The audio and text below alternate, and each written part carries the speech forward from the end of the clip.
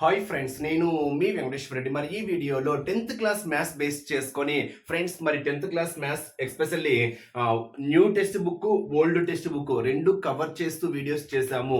మీకు ఏ text book అయినా ఒకటే, మ్యాథ్స్ పరంగా కంటెంట్ సేమ్ గా ఉంటుంది కాబట్టి నో ప్రాబ్లం. మనమైతే రెండు కవర్ చేస్తూ వీడియో చేయడం అయితే జరిగింది. మరి ఈ వీడియోలో బహుపదులు పోలినామియల్స్ మరి ఈ లెసన్ బేస్ చేసుకొని క్లియర్ ఎక్స్ప్లెనేషన్ ఇవ్వడం అయితే జరిగింది. ఫస్ట్ బేసిక్స్ చూద్దాము, తర్వాత టెక్స్ట్ బుక్ లో ఇచ్చేటువంటి ప్రాబ్లమ్స్ కూడా ఎక్స్ప్లెనేషన్ అయితే అబ్జర్వ్ చేద్దాం. మన ఛానల్ డిఎస్సికి సంబంధించింది కాబట్టి ఇంకా ఎవరైనా మన ఛానల్ సబ్స్క్రైబ్ చేసుకున్న వాళ్ళు సబ్స్క్రైబ్ చేసుకోగలరు. వీడియోకి వచ్చిన లైక్ చేయండి. మన ఎంవీఆర్ ఫ్రీ వాట్సాప్ గ్రూప్ లో జాయిన్ కావాలి అనుకుంటే ఈ వీడియోలో మీకు డిస్క్రిప్షన్ లో ఫ్రీ వాట్సాప్ గ్రూప్ లింక్ ఇచ్చాము, జాయిన్ కాగలరు.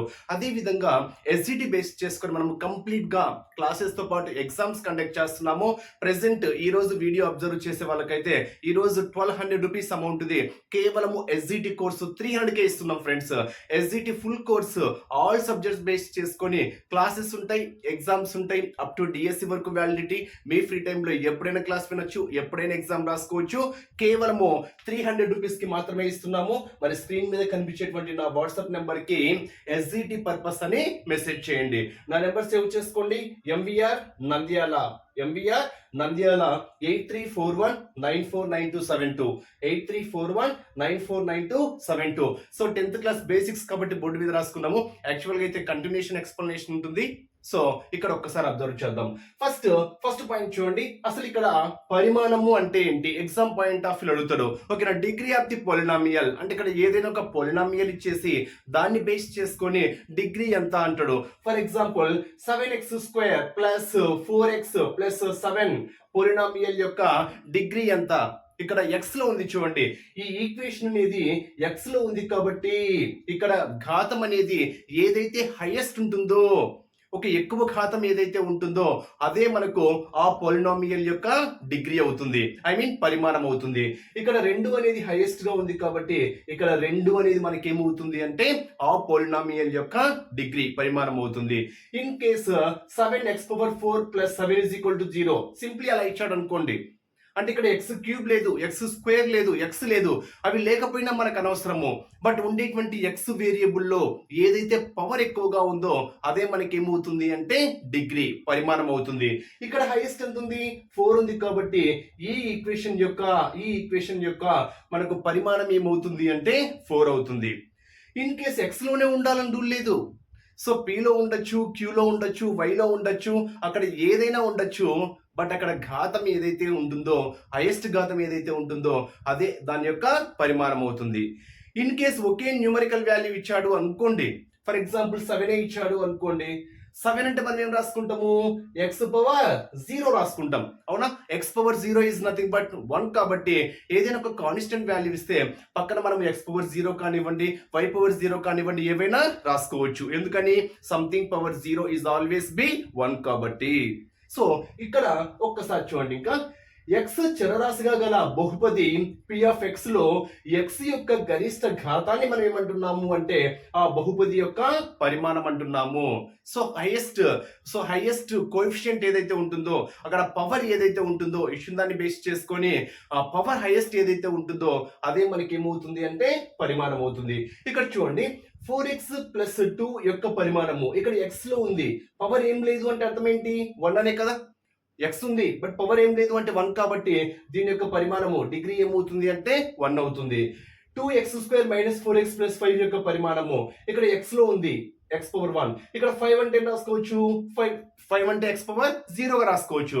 బట్ x⁻0 ఉన్నాయా, x ఉన్నాయా మనకు అనవసరము. బట్ హైయెస్ట్ ఇక్కడ 2 ఉంది కాబట్టి x² లో ఉంది కాబట్టి దీన్ని మనం ఏమంటున్నాము అంటే పరిమాణము 2 అంటున్నాము.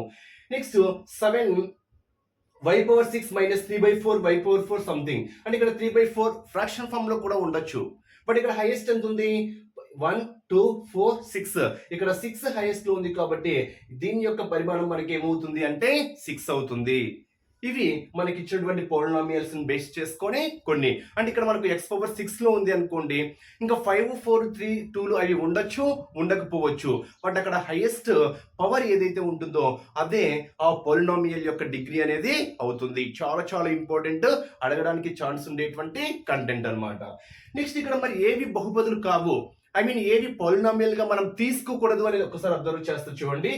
న్యూమరేటర్ అనేది ఒక కాన్స్టెంట్ వాల్యూ ఉండి డినామినేటర్ లో ఏవైనా వేరియబుల్స్ పరంగా ఇచ్చాడు అనుకోండి, ఎక్స్ కానీ వై కానీ అలా ఇచ్చాడు అనుకోండి, ఇలాంటి మనకు పాలినామియల్స్ కాదు. 2/x లేదా 1/x³ + 4x + 3x ఇలాంటివి, లేదా ఓన్లీ పవర్స్ లో మనకు నెగిటివ్ వాల్యూలు ఇచ్చాడు అనుకోండి, అవి కూడా మనకు నెగిటివ్ వాల్యూస్ అంటే ఫర్ ఎగ్జాంపుల్ 4x⁻⁻5 అంటున్నాం, అంటే దీన్ని ఏం రాసుకుంటాం మనము 4/x⁵ అంటాం. అంటే ఇది కూడా మనకి ఏమవుతుంది అంటే పోలినామియల్ కాదు, పోలినామియల్ కాదు. నెక్స్ట్ రూట్ లో ఉన్నప్పుడు కూడా √x అంటున్నాం, ఫర్ ఎగ్జాంపుల్ √x అంటున్నాం, అంటే దీన్ని మనం ఏం రాసుకుంటాము x⁻1/2 అంటాం. అంటే ఆ వేరియబుల్ యొక్క పవర్ అనేది నెగిటివ్ లో ఉండకూడదు, అదే విధంగా ఫ్రాక్షన్ ఫామ్ లో కూడా ఉండకూడదు. అలా ఉన్నా కానివ్వండి అవి పాలినామియల్స్ అయితే కాదు. అంటే ఇక్కడ √x + 2 అనేది కూడా మనకి ఇక్కడ పాలినామియల్ కాదు. నెక్స్ట్ 1/, ఇంకా ఏదైనా ఉండనివ్వండి డినామినేటర్ లో, అంటే న్యూమరేటర్ లో కాన్స్టెంట్ ఉండి డినామినేటర్ లో ఏదైనా ఉండనివ్వండి, అది మనకు పోలినామియల్ గా తీసుకోకూడదు. ఇవి మనకు బహుపదులు కాదు అంటున్నాం. అంటే ఎగ్జామ్ పాయింట్ ఆఫ్ వ్యూ ఎలా అడుగుతారంటే, ఈ క్రింది వానిలో బహుపది కానిది గుర్తించండి అంటాడు. ఈ క్రింది వానిలో బహుపది కానిది గుర్తించండి అని అడగచ్చు, లేదా ఈ క్రింది బహుపది యొక్క పరిమాణాన్ని గుర్తించండి అంటాడు, పరిమాణాన్ని గుర్తించండి. అలా ఎగ్జామ్ పాయింట్ ఆఫ్ వ్యూ అడగడానికి ఛాన్స్ ఉంటుంది కాబట్టి ఈ రెండు బేసిక్స్ పాయింట్స్ హైలైట్ చేసుకోండి. నెక్స్ట్ ఏదైనా ఒక పోలినామియల్ యొక్క పవర్ 1 ఉంది అనుకోండి, అంటే డిగ్రీ అనేది 1 ఉంది అనుకోండి, ఆ పోలినామియల్ ఆ బహుపదిని మనం ఏమంటాము అంటే రేఖీయ బహుపది, లీనియర్ పోలినామియల్ అంటాం. అంటే ఎగ్జామ్ పాయింట్ ఆఫ్ అడుగుతాడు, ఈ క్రింది వానిలో రేఖీయ బహుపదిని గుర్తించండి అంటాడు. రేఖీయ బహుపదిని గుర్తించండి అంటాడు. అంటే రేఖీయ బహుపది అంటే అర్థం ఏంటి, ఇచ్చినటువంటి పోలినామియల్ యొక్క డిగ్రీ ఎంత ఉండాలి, 1 ఉండాలి. అంటే ఏ బహుపది యొక్క పరిమాణము 1 ఉంటుందో ఆ బహుపదిని మనం ఏమంటున్నాము అంటే రేఖీయ బహుపది అంటాము. ఏమనాలి, రేఖీయ బహుపది. అంటే మనకు డిగ్రీ ఏంటి 1. ఇలా ఉండొచ్చు ఫ్రెండ్స్. ఇందాక మీకు √x అనేది బహుపది కాదు అని చెప్పాము, అంటే ఇక్కడ x కానీ y కానీ z కానీ ఏవైనా పవర్ వేరియబుల్స్ పరంగా p కానీ ఏవైనా కానివ్వండి, వాటికి రూట్ ఉంటే మాత్రము అవి బహుపదులు కాదు. కాన్స్టెంట్ వాల్యూస్ ఉండొచ్చు √3, బట్ x కి లేదు కాబట్టి ఇది మనకి ఏమవుతుంది అంటే బహుపది అవుతుంది. దీని యొక్క పవర్ 1 ఉంది కాబట్టి ఇది మనకి ఏమవుతుంది అంటే రేఖీయ బహుపది. ఇన్ కేసు √3x కంటిన్యూషన్ లో ఇచ్చింటే ఇది మనకు బహుపది కాదు. హైలైట్ చేసుకోండి, బహుపది కాదు. బట్ అక్కడ ఇవ్వలేదు కాబట్టి ఇది మనము రేఖీయ బహుపదికి ఎగ్జాంపుల్ గా తీసుకోవచ్చు. నెక్స్ట్ ఇన్ కేసు ఇచ్చిన బహుపది యొక్క పరిమాణం 2 ఉంది అనుకోండి, ఇందాక చెప్పాను ఎగ్జాంపుల్స్, అంటే పవర్ అనేది degree of given polynomial is 2. ఓకేనా, దాన్ని మనం ఏమంటాము అంటే క్వాడ్రాటిక్ పాలినామియల్. దాన్ని మనం తెలుగులో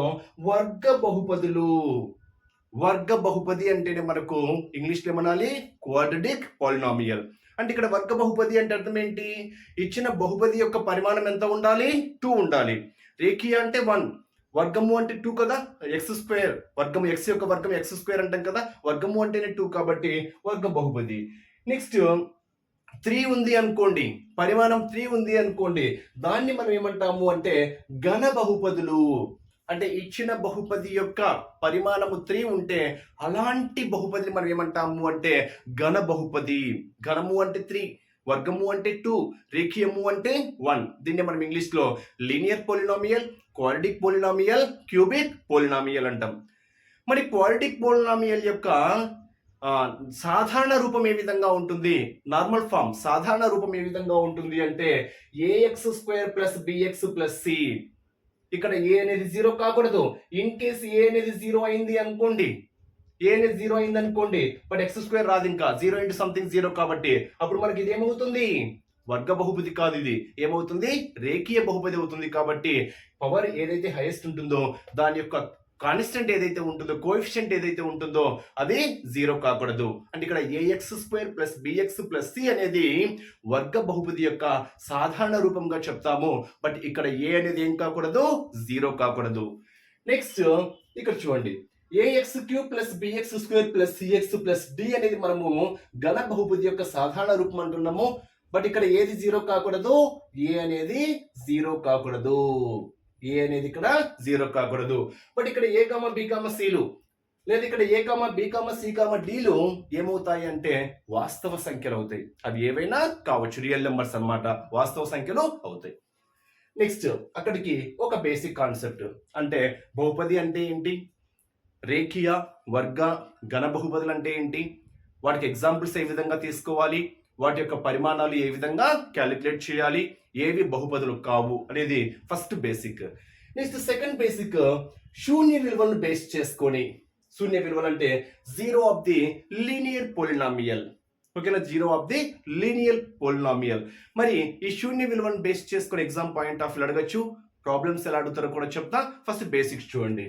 ఇక్కడ చూడండి, కే అనున్నది P of x is equal to a x plus B అను బహుపది యొక్క శూన్య విలువ అనుకుంటే అంటే ఇక్కడ ఎక్స్ ఏదైతే ఉంటుందో ఆ ఎక్స్ ప్లేస్ లో మనం ఏం సబ్స్టిట్యూట్ చేయాలి, కే సబ్స్టిట్యూట్ చేయాలి.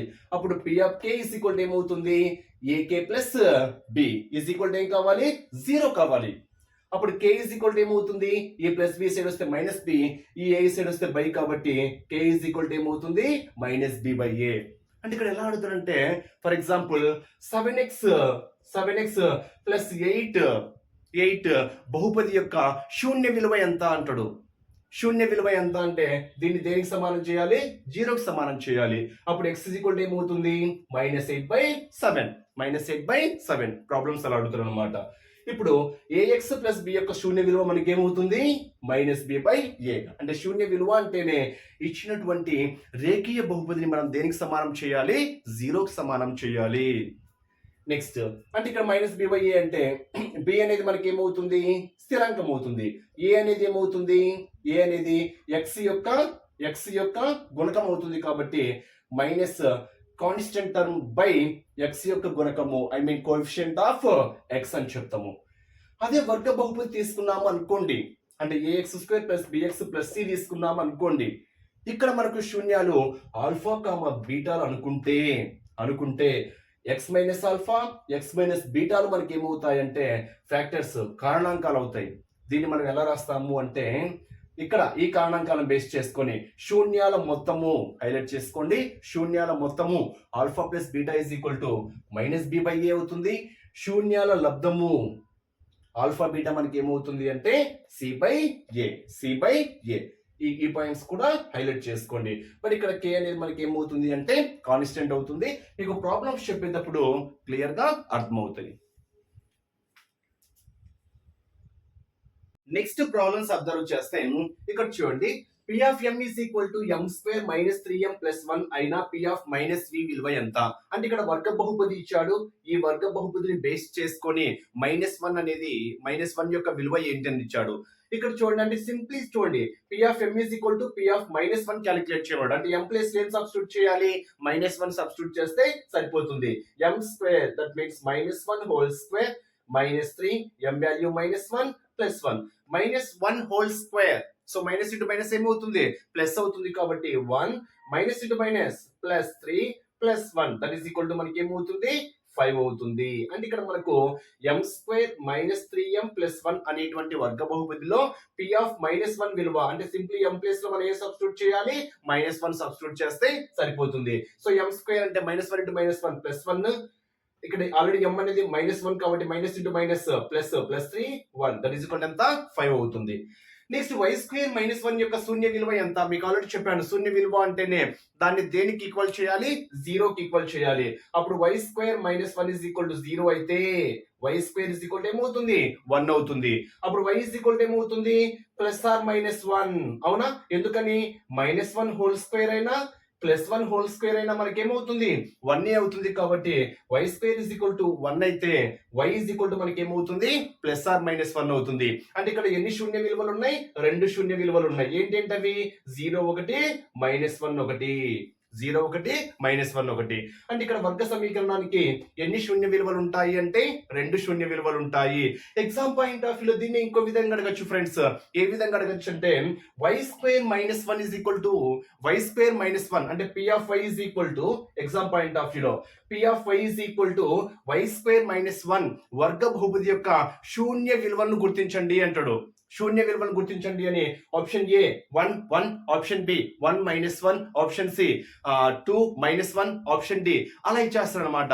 సో మనకు శూన్య విలువలు ఏమవుతాయి 1 - 1. కావాలంటే 1 సబ్స్టిట్యూట్ చేయండి. y² - 1 సబ్స్టిట్యూట్ చేసాం అనుకోండి 1² - 1 0. శూన్య విలువ అంటే మన 0కు సమానం కావాలి కదా. -1 సబ్స్టిట్యూట్ చేసాం అనుకోండి -1 హోల్ స్క్వేర్ 1 అవుతుంది. 1 - 1 is equal to కూడా ఏమవుతుంది 0 అవుతుంది. అంటే ఇక్కడ ఈ వర్గ బహుపదికి -1 + 1 మనకి ఏమవుతాయి అంటే శూన్య విలువలు అవుతాయి. క్వశ్చన్ లో రివర్సల్ కూడా అడగచ్చు. ఓకేనా. నెక్స్ట్ x² - 3x - 8 యొక్క శూన్య విలువలు ఏంటి? శూన్య విలువలు. సో దీన్ని మనం మొత్తం ప్రాసెస్ చేసి మొత్తం కనుక్కోవాల్సిన అవసరమే లేదు. ఆప్షన్స్ ద్వారా సింపుల్ గా చెప్పేయచ్చు. ఇప్పుడే చెప్పాను కదా నేను శూన్య విలువలు ఇవి సింపుల్ కాబట్టి క్యాలిక్యులేట్ చేసాము.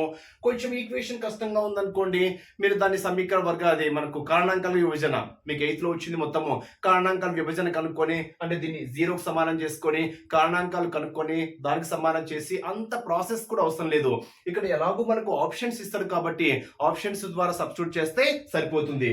శూన్య విలువలు 2 - 2 అనుకుంటే x is equal to 2 substitute చేసాం అనుకోండి 2² ఎంత 4 2 2s 4 -8 కావడానికి పాసిబిలిటీ లేదు. చూడగానే తెలిసిపోతుంది కాబట్టి 4 4 4s 16 -4 2s 8 -8 -8 + 8 -8 -8 -16 + 16 0 కావడానికి ఛాన్స్ ఉంది.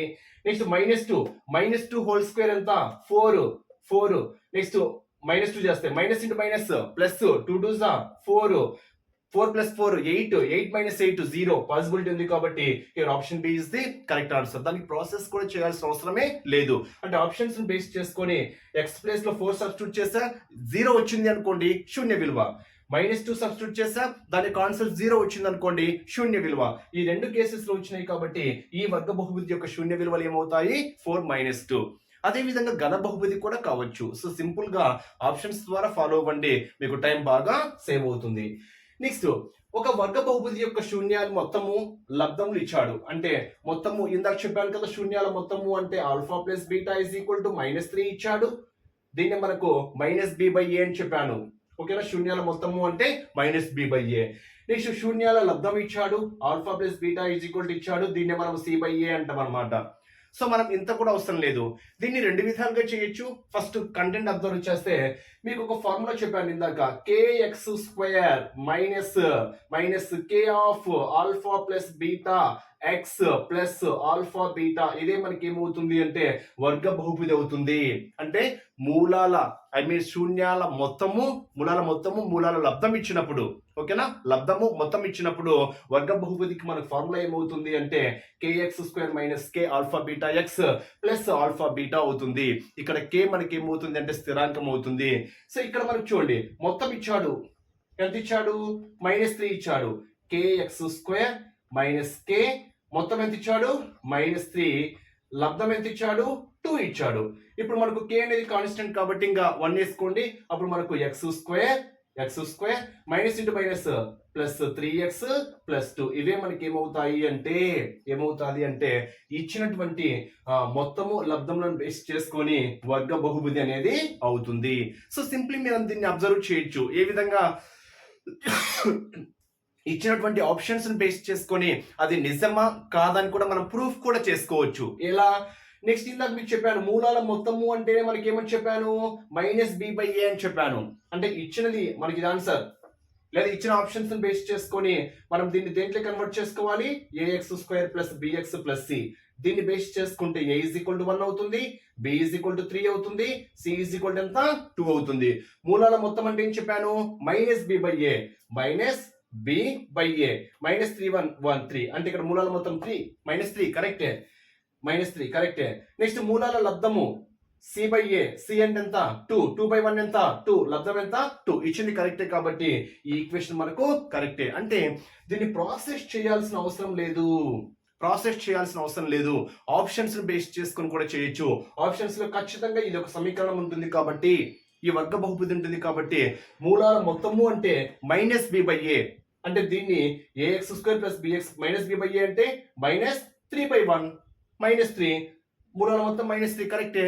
మూలాల లబ్ధము అంటే c/a, c వాల్యూ 2, ఇక్కడ a వాల్యూ 1 కాబట్టి 2/1 ఎంత 2, మూలాల లబ్ధం 2, ఇచ్చింది కూడా ఎంత 2నే కాబట్టి సరి సమీకరణము మ్యాచ్ అయింది. ఇన్ కేస్ సమీకరణం వేరుగా ఉంది అనుకోండి, for example x² -3x + 2 options ఇది కూడా ఉంది అనుకోండి, ఇప్పుడు మూలాల మొత్తం ఏమవుతుంది -b/a, b వాల్యూ ఆల్రెడీ -3 ఉంది a, మూలాల లబ్ధము c/a that is 2/1, minus into minus plus అంటే మూలాల మొత్తము 3, మూలాల లబ్ధము 2, కానీ మూలాల మొత్తం ఎంత ఇచ్చాడు ఇక్కడ మనకు -3 ఇచ్చాడు, మనకి ఎంత వచ్చింది 2 వచ్చింది కాబట్టి ఇది వర్గ సమీకరణం కాదు. అంటే మూలాల మొత్తం -3, మూలాల లబ్ధం 2 రావడానికి ఇది వర్గ సమీకరణము కాదు. అంటే ఆప్షన్స్ ద్వారా కూడా మనము చేయొచ్చు. x² - 3 అను బహుపది యొక్క శూన్యాలు ఎంత? ఇందాక నేను చెప్పాను కదా, సేమ్ ప్రాసెస్. = 0 చేసామనుకోండి, x² ఏమవుతుంది 3 అవుతుంది. అప్పుడు x ఈ స్క్వేర్, ఇక్కడ మనము ఈ స్క్వేర్ సైడ్ వస్తే రూట్ అవుతుంది, అంటే మనము +√3 గా తీసుకోవచ్చు, -√3 గా తీసుకోవచ్చు. ఇక్కడ రూట్ ఇవ్వలేదు, ఎందుకని √1 వాల్యూ 1 కాబట్టి దాన్ని మళ్ళీ సపరేట్ గా వేయాల్సిన అవసరమే లేదు. బట్ ఇక్కడ √3 చేంజ్ అవుతుంది కాబట్టి √3² 3 -√3² 3నే, అంటే ఇక్కడ దీన్ని బేస్ చేసుకొని వర్గ బహుపది శూన్యాలు ఏమవుతాయంటే √3 -√3. Next question, 2x³ - 5x² - 14x + 8 అను బహుపదిలో 1/2 అనేది ఒక శూన్య విలువ అవుతుందా అని ఇచ్చాడు, లేదా p(1/2) ఎంత అంటే సింప్లీ x మనం ఏ సబ్స్టిట్యూట్ చేయాలి 1/2 సబ్స్టిట్యూట్ చేయండి విలువ, ఈ కాన్సెప్ట్ ఓకేనా. సబ్స్టిట్యూట్ చేయండి, మీకు ఆన్సర్ ఎంత వస్తుందో చెక్ చేయండి. ఐ థింక్ 0 వస్తుంది. అంటే 2x³ - 5x² - 14x + 3 యొక్క ఒక శూన్య విలువ 1/2 అవుతుంది. సమ్ టైమ్స్ ఎలా ఇస్తాడంటే 2x³ - 5x² - 14x + 8 అను ఘన బహుపదిలో ఈ క్రింది వానిలో ఏది శూన్య విలువ అవుతుంది అని ఇస్తాడు. ఏది శూన్య విలువ అవుతుంది అని option A 1, option B -1, option D 2, option D -1/2 ఇలా ఇచ్చాడు అనుకోండి, ఏది శూన్య విలువ అవుతుంది అని ఇస్తాడు. అంటే a = 1 సబ్స్టిట్యూట్ చేయండి, ఇది 0 అయిందా శూన్య విలువ.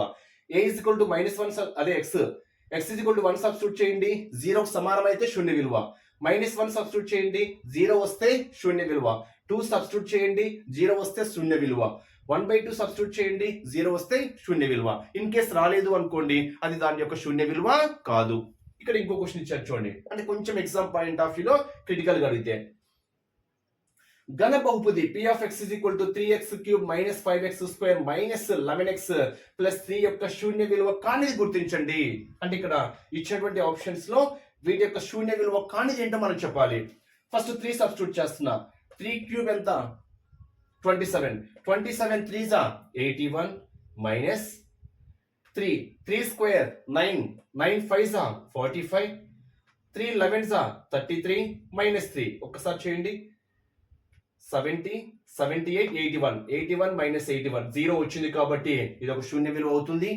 1 సబ్స్టిట్యూట్ చేస్తున్నా, 1³ 1 అంటే 3, 1² 1 అంటే -5, 11 - 3 ఎంత వస్తుంది 0 వస్తుందా రాదు, అంటే శూన్య విలువ కానిది ఏమవుతుంది 1. -1 చెక్ చేస్తున్నా, -1³ -1 -1 -1 వస్తుంది అన్నప్పుడు -3 -1² 1 -5 -1 ఇంటూ మైనస్ ప్లస్ 11 -3 -1 యాడ్ చేస్తున్నా, -3 -5 -11 సారీ -8 -8 -3 -11 +11 ఎంత 0, అంటే 0 వచ్చింది కాబట్టి ఇది కూడా శూన్య విలువ. అదే విధంగా -1/3 కూడా 0 వస్తుంది, ఇది కూడా శూన్య విలువ. అంటే ఇక్కడ ఇచ్చినటువంటి ఘన బహుపది యొక్క శూన్య విలువ కానిది మనకి ఏమవుతుంది అంటే +1 అవుతుంది. ఈ విధంగా కూడా ఎగ్జామ్ పాయింట్ ఆఫ్ వ్యూలో అడగచ్చు. ఇది మనము ఈ లెసన్ యొక్క డీటెయిల్ ఎక్స్ప్లెనేషన్. అదే విధంగా టెక్స్ట్ బుక్ 2 కవర్ చేస్తాను ఫ్రెండ్స్. కొన్ని ప్రాబ్లమ్స్ 2 కంటెంట్ సేమ్ గా ఇచ్చాడు, మీకు ఎటువంటి ప్రాబ్లం అయితే లేదు. కొన్ని బేసిక్స్ ఇచ్చాడు చూడండి, ఘన బహుపదిని బేస్ చేసుకొని కూడా ఇచ్చాడు. మీకు ఒకవేళ కావాలి అనుకుంటే అది కూడా మీరు అబ్జర్వ్ చేయండి, అదే విధంగా గ్రాఫ్ల పరంగా కూడా చూడండి. అంటే మనం ఇక్కడ ఒక్కసారి అబ్జర్వ్ చేస్తే 1 2 3 పరిమాణంలో బహుపదులు రేఖీయ వర్గ ఘన బహుపదులు అంటారని మీకు చెప్పాను ఆల్రెడీ. వర్గ బహుపదిని బేస్ చేసుకుని x² + bx + c సాధారణ రూపం అని చెప్పాను. ఇక్కడ బహుపది శూన్యాలు బహుపది సమీకరణం p(x) యొక్క రేఖా చిత్రము y = px. x ఖండాన్ని ఖండించినప్పుడు ఏర్పడిన బిందువులు x నిరూపకాలు అవుతాయి. వర్గ బహుపదికి గరిష్టంగా 2 శూన్యాలు ఉంటాయి. ఘన బహుపదికి గరిష్టంగా ఎన్ని శూన్యాలు ఉంటాయి? 3 శూన్యాలు ఉంటాయి. అదే లీనియర్ ఈక్వేషన్ బేస్ చేసుకొని అయితే 1 ఉంటుంది.